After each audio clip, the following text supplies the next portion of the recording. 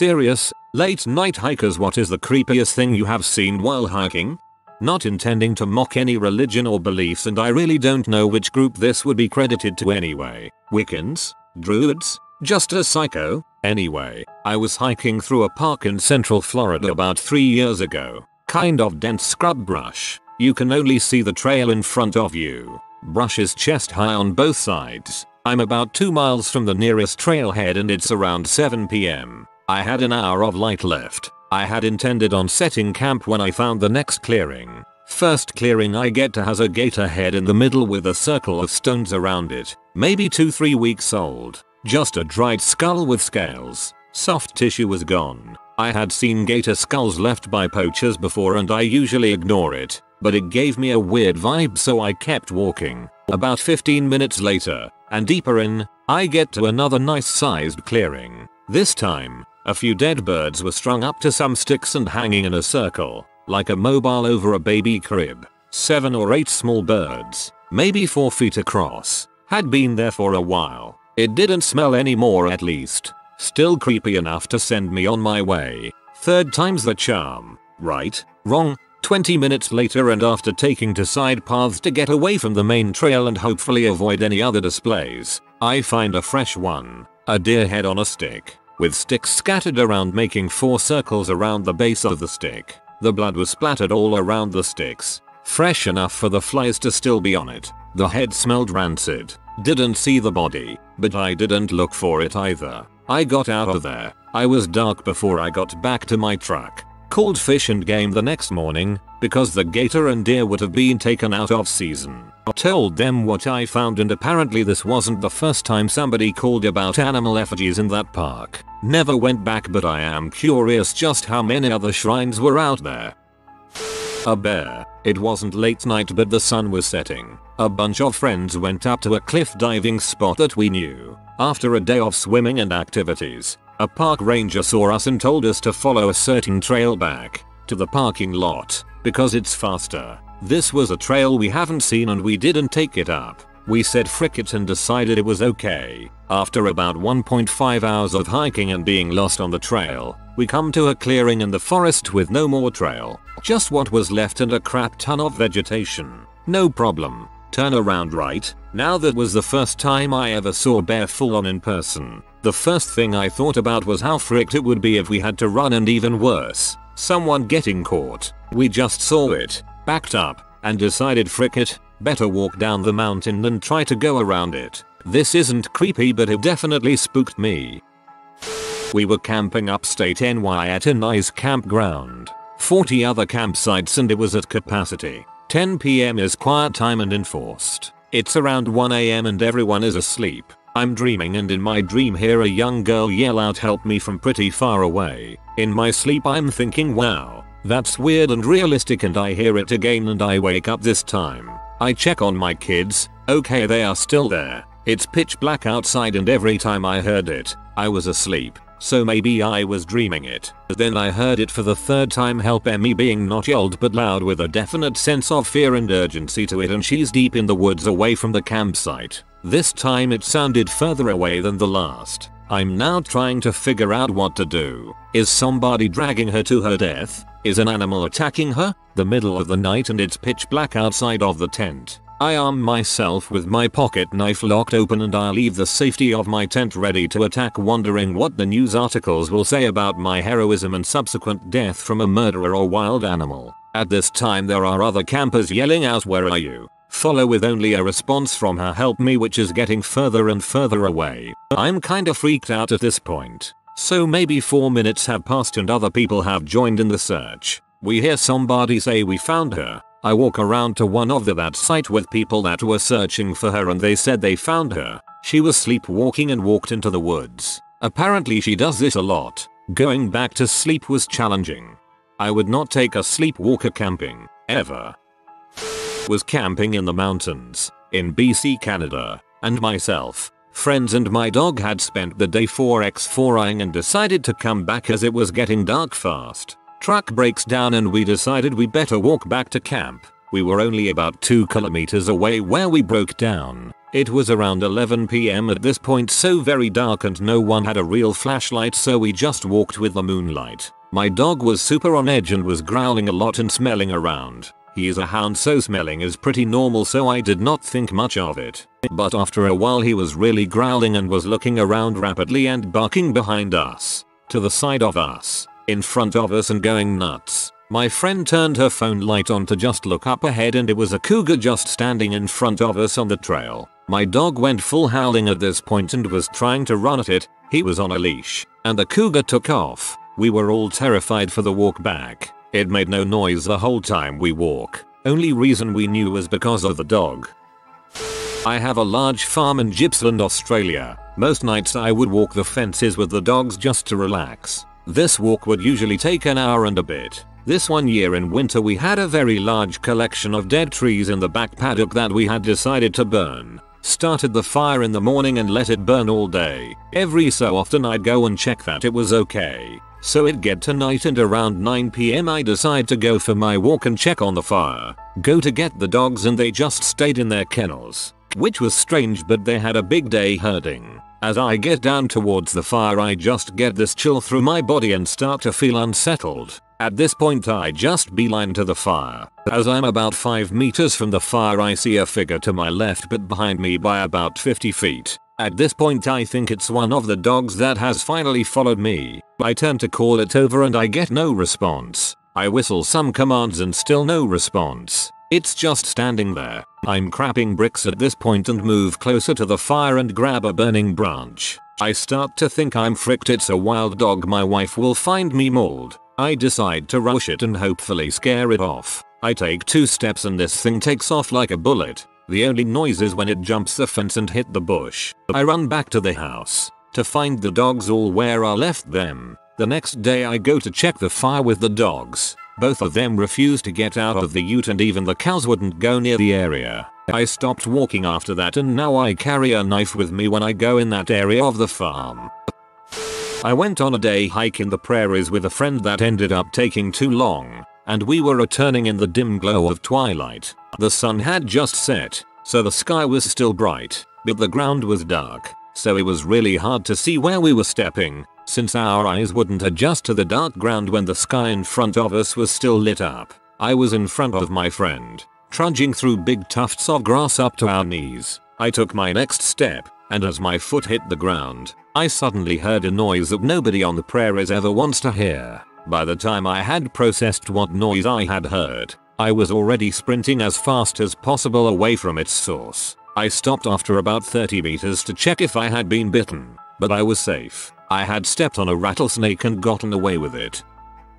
Not hiking per se, but I used to walk my dog, Buananama, up in the access roads for the power lines in the town. They're probably 2-3 miles long, have a lot of ledges and obstacles. You have a nice view of the town below. It's just a nice place to walk your dog or jog or whatever. It was technically a restricted area on at the entries on either side, but people with houses around them could easily walk in through the woods, as I did. I'd see other people here and there walking their own dogs or jogging, but usually the same people. But it wasn't common to see people. So one day I'm walking my dog, big black lab. He was almost 120 pounds but burly, not fat at all, but also the nicest and gentlest boy you'd ever meet. And he stops dead in his tracks and his ears perk up and he starts sniffing. Then he looks around behind me and starts staring. So I turn around and I see a disheveled, raggedy looking man sprinting toward us, probably 250 feet away. Then, when he sees me see him,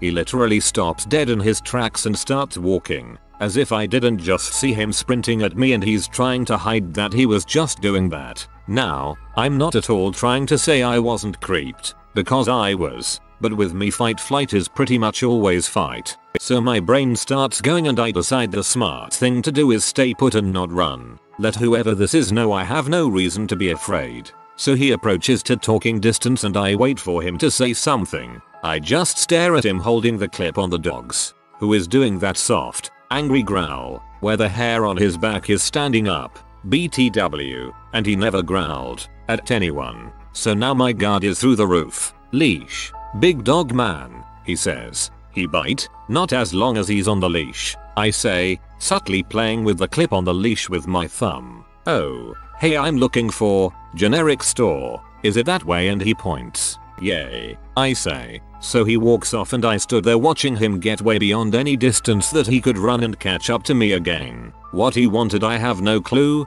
but I'm guessing to club me in the back of the head and rob me. But my boy had my back.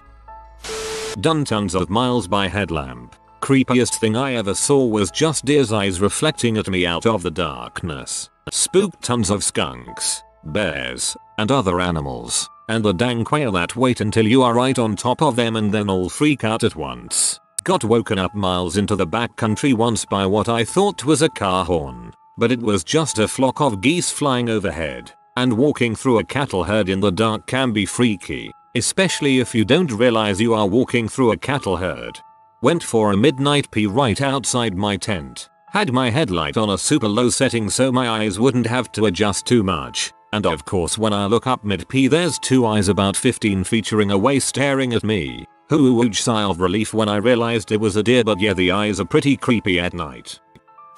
I will say one thing. One thing you do not want to hear out late past midnight in the middle of the woods is a cougar screaming. It's one of the most terrifying things you will ever hear. And at night, pitch blackness, it will absolutely see you long before you even know it's there. Plus it's an unearthly sound in of itself. When one wakes you up at 3 in the morning while you're sleeping peacefully in a tent by yourself, that's the scariest thing you will ever hear in your goddamn life. I went on a night hike about 12 years ago with a meetup group, just to experience one. I knew no one there and I'm not one to make small talk. There were about 25 people there and beforehand we met in a small cabin on the property where the organizer laid down the rules. This person was stern. We were to remain completely silent and listen to the night sounds. Keep up with the leader. It was certainly creepy, walking quickly and quietly through the dark woods with strangers at your back. I think the leader was too rigid, and no one seemed to enjoy the experience. As soon as I spotted my car, I got in it and left. I feel like someone else's story is going to be because of you creepy freaks. 25 people not talking and moving quickly through the woods at night would be horrifying to hear getting closer to you. My mom decided to take us on a late night hike. She claimed she saw a mountain lion and she made us run the fastest we've ever ran in our little lives. I think she actually saw a piece of shrub. It was really scary at the time. That's the scary thing about mountain lions. If they want you dead, you're dead. You probably won't even know they're there, but they'll stalk you. Come from behind and go for the neck. You're just walking along, you hear a light rustle behind you and then black, scary predators. When my now wife and I first started dating, we would take long walks through our very small town after I got off work at 11 PM. We would wander through the cemetery, down little country roads, everywhere. But our favorite area was a large field where the stars were incredible. One night we were watching a small meteor shower and heard all kinds of loud grunting and ruckus coming from a tree line. We had nowhere to go and were starting to get concerned. A large, angry buck came out, stared at us, and then quietly walked away. I don't think we breathed for several minutes. I was convinced he was coming at us and there was no way to outrun him. We didn't go back there for a few days.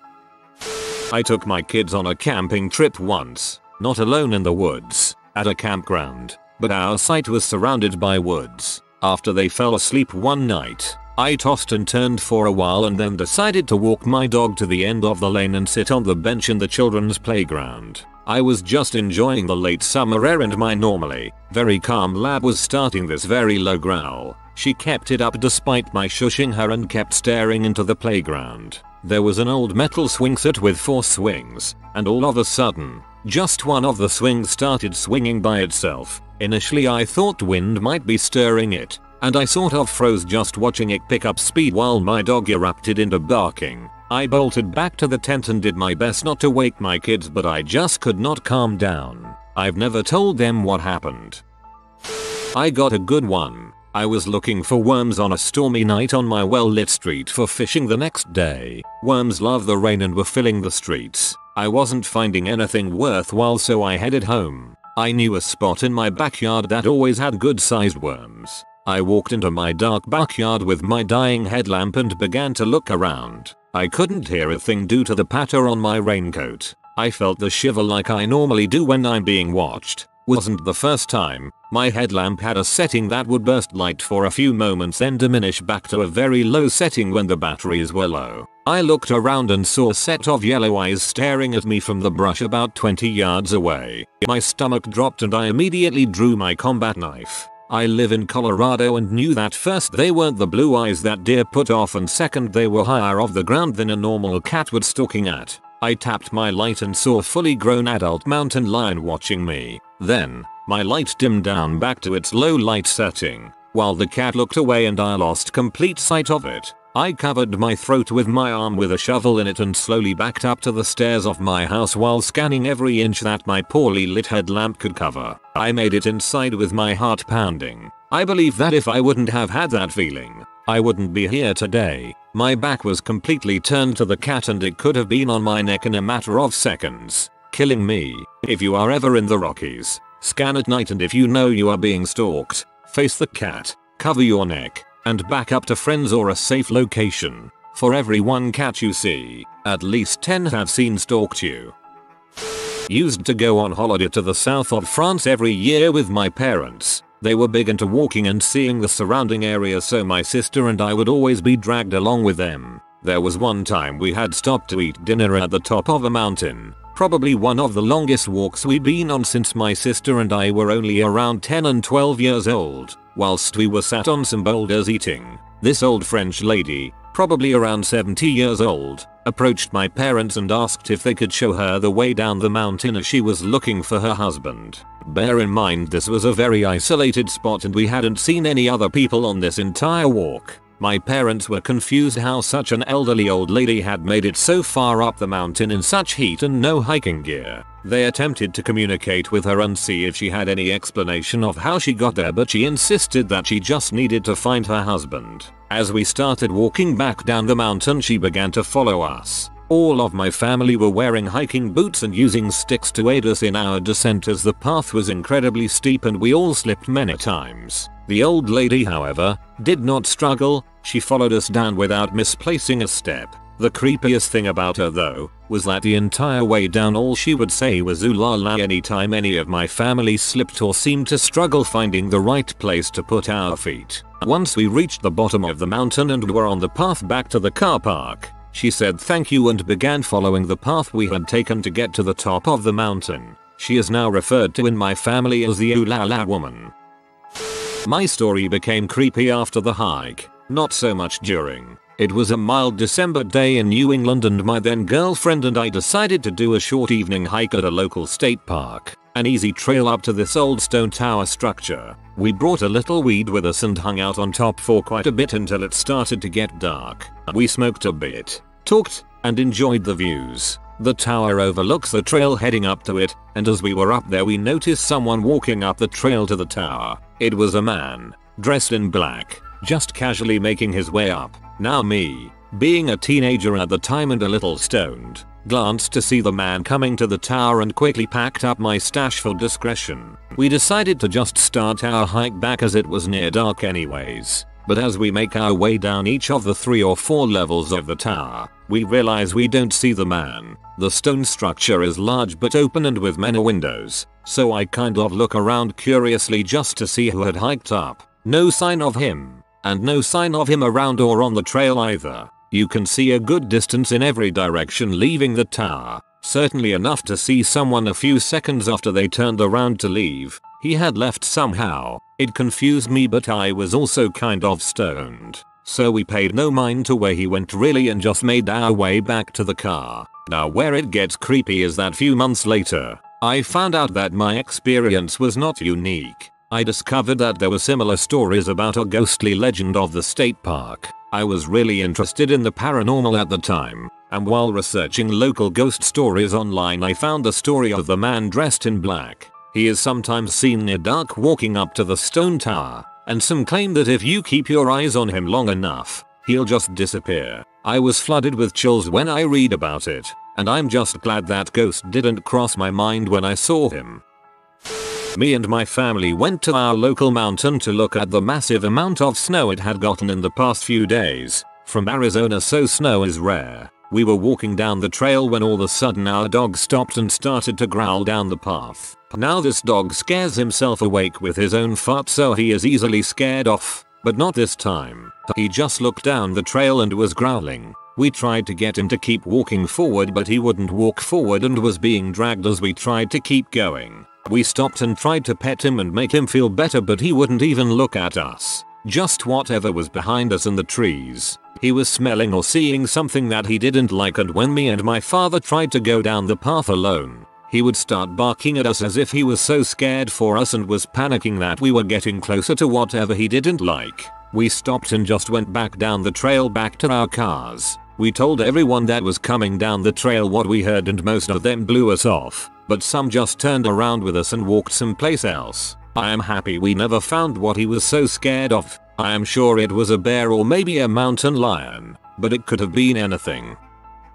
A dead tree that had a hole in it that was filled to the brim with mint lifesavers. This hike was about 5 years ago with a couple friends up in the mountains. I mean, one of us found half of a deer jaw before finding the mint tree, and that friend decided to keep it, but I figured that that's pretty common considering there's plenty of deer and mountain lions in the area. But mint lifesavers stuffed in a tree, and not just any tree either. This tree was found on its own path, in its own little secluded area with other trees being spaced out from it as if it was intentional. IDK what type of tree it was, but it was fat and twisty like an oak tree, but not as tall, and its bark wasn't as harsh. It was white and leafless, which is why we assumed it was dead. So yeah, if not creepy, then hopefully at least funny lol.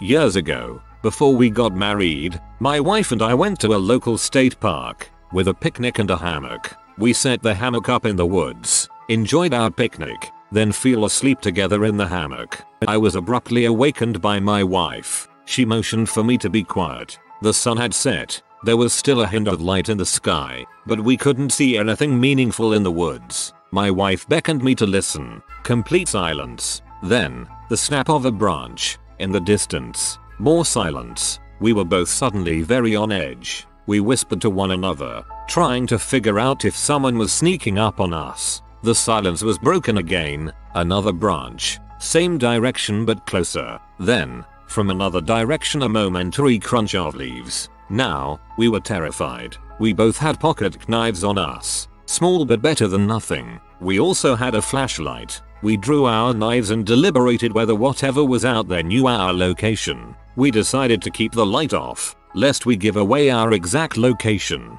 Maybe we could run for the car. More steps, in rapid succession, coming directly toward us. Then silence again. My wife had enough. "We know you suckers are out there," she yelled. Silence for an eternity, and then another crunch of leaves. We had enough. We prepared ourselves as best we could for a fight, then shined the flashlight into the darkness, toward the last noise we had heard. 3 deer scampered away, into the darkness. We sheepishly gathered our things and left without incident.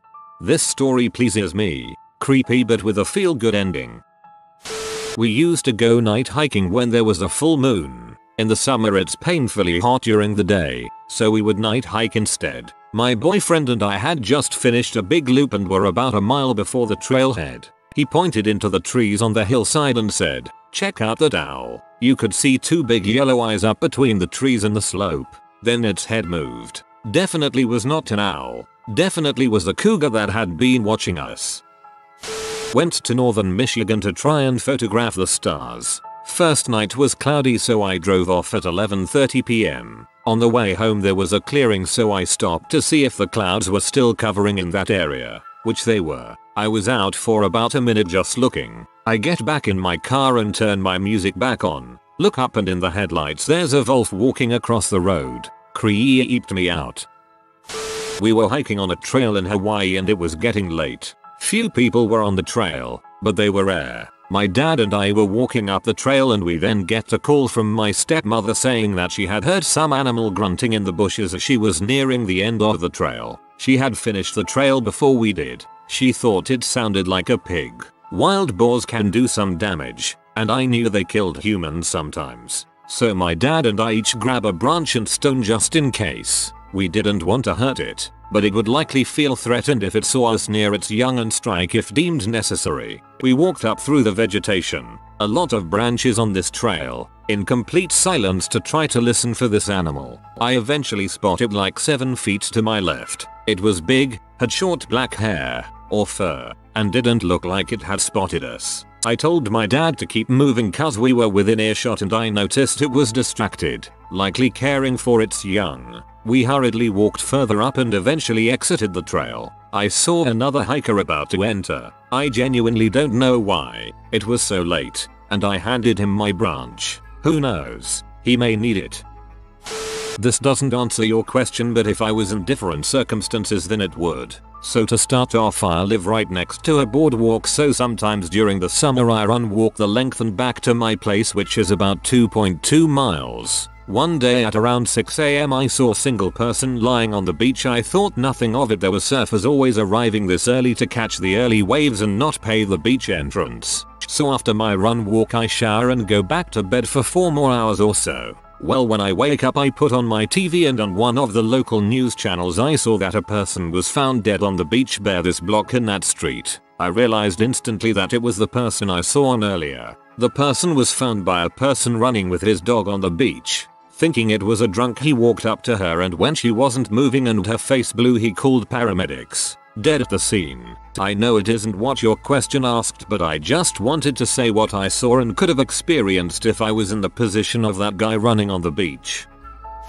Hiking the PCT always brings a new challenge, whether it be realizing that you actually wear size 11 boot when you've worn 10.5 for the last 3 years. It's quite wild how the smallest thing can become the biggest pain in your butt. Anyway, the biggest fright I had at night was realizing another hiker was following me. You think maybe he was just matching speed, but when you realize it's been 3 days and he's said nothing is very sus. Most people are very welcoming and will set camp, but he was always there. It escalated to the point when one night I just had the most overwhelming sense of someone watching me, and upon exiting my tent I see a figure maybe 15 feet from me looking right at me. I was so shocked that I just froze and the man took off running. Needless to say, I slept with my pocket knife on me that night, lol, and just hightailed it the frick out of there. I actually beat my best one day and marked 20 miles before I hit Stevens Pass.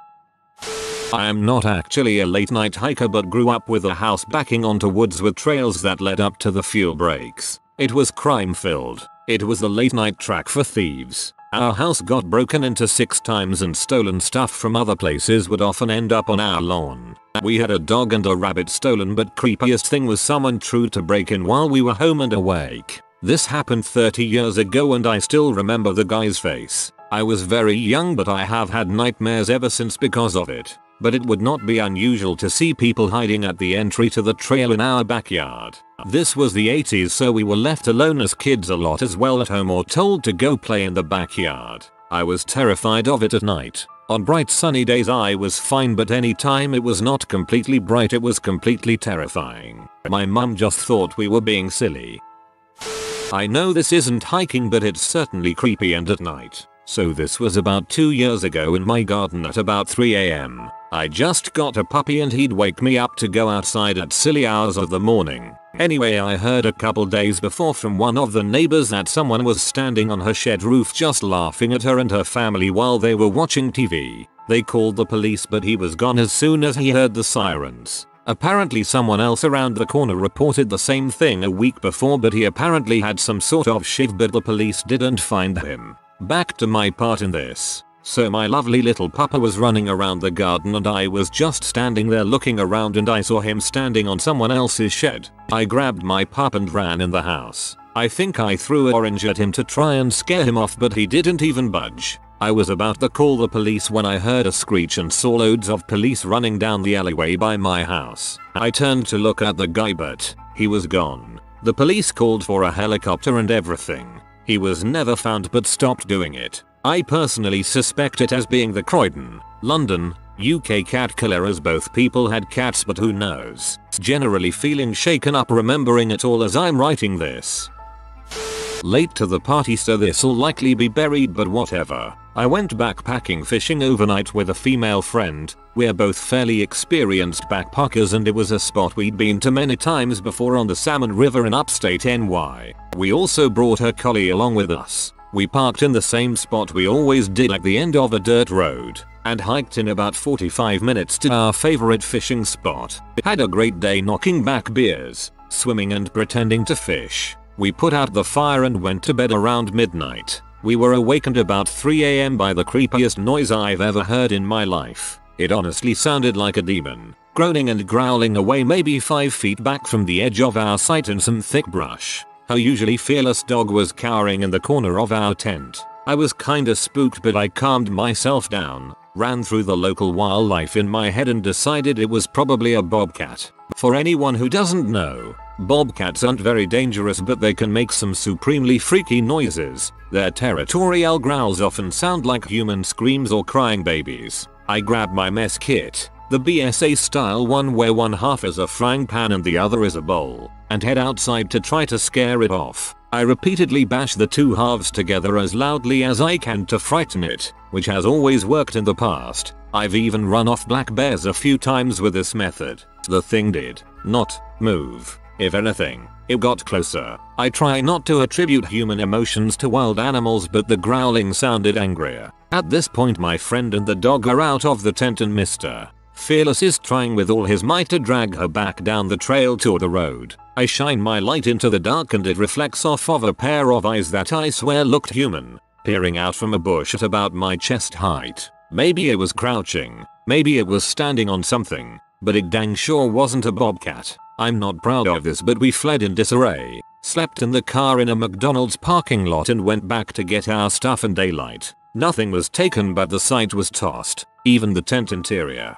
The one sensible thing I had managed to do during our retreat was re-zip the tent but it was open. Not all open, unzipped. Still have no idea what the heck that thing was. Haven't camped there since. Scout leader here. I love telling ghost stories to the scouts around the campfire when we're hiking. This thread is gold. If you are new to the channel, you can subscribe. I publish new videos every day. Until then, check another video.